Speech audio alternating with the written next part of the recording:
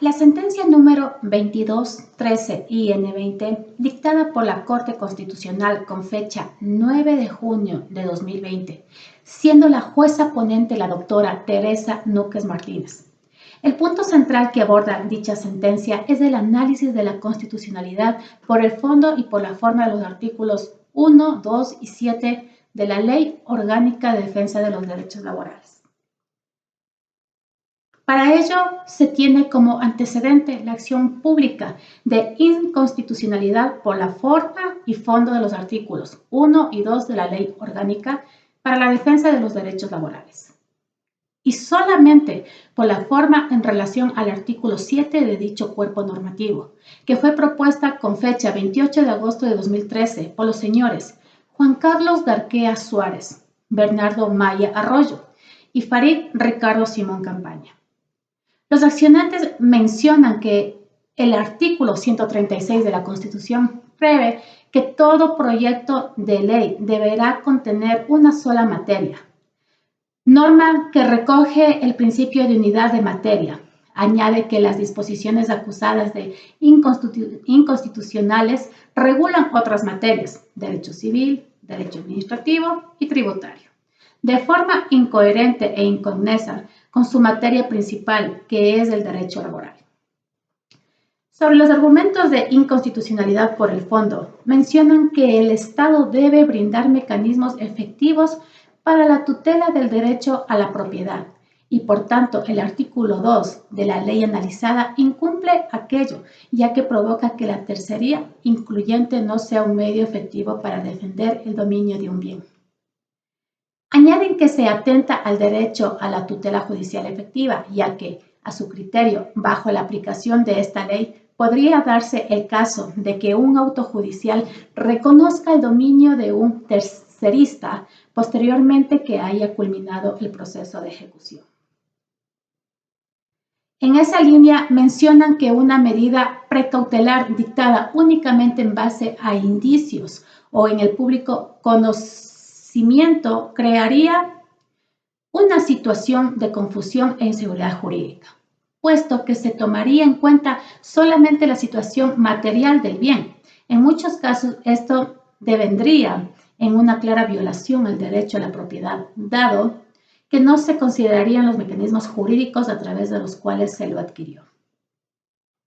Indican que la ley impugnada presupone el ánimo de defraudar por parte de los dueños de los bienes embargados, dado que el embargo de bienes dispuesto por esta ley parte a su criterio del supuesto que el tercero ha prestado a su nombre para ocultar al verdadero dueño.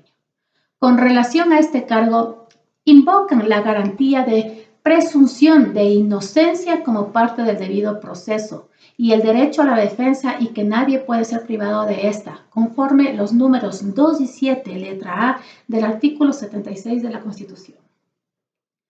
A su criterio, esta ley justifica el embargo de bienes de terceros por el solo hecho que existan indicios que son de público conocimiento, que son de los referidos sujetos, refiriéndose a los deudores, y que por medio de dicha ley se presume al embargo legítimo, siendo el tercerista el que debe probar no tener ánimo de defraudar.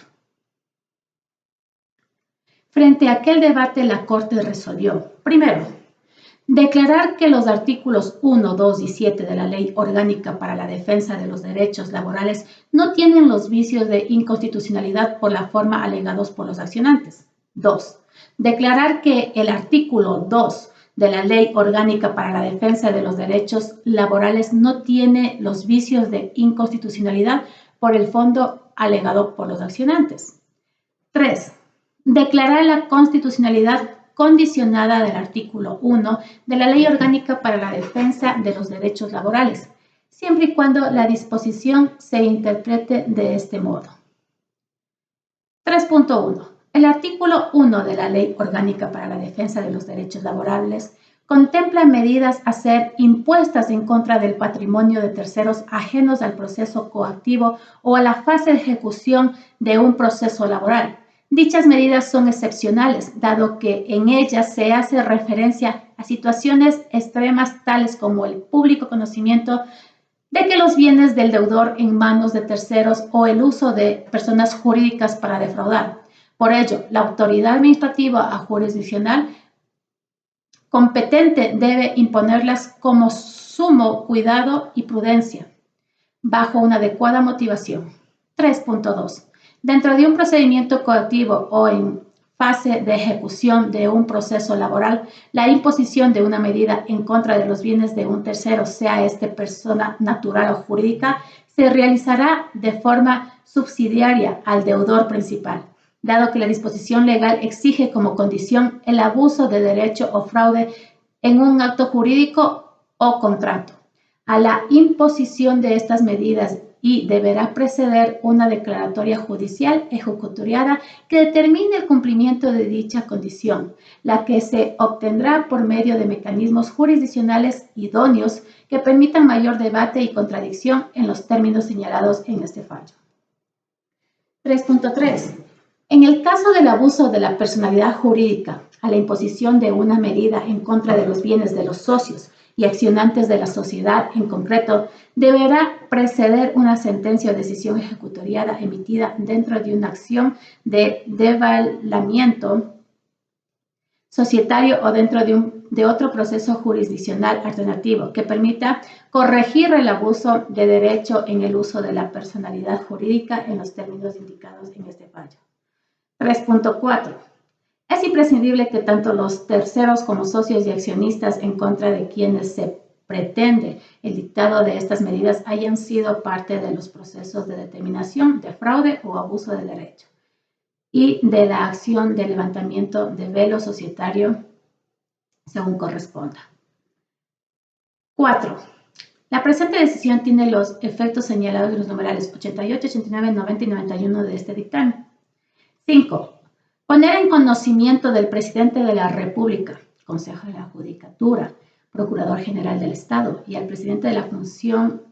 de Transparencia y Control Social la presente resolución a fin que realice una debida y generalizada difusión en sus organismos.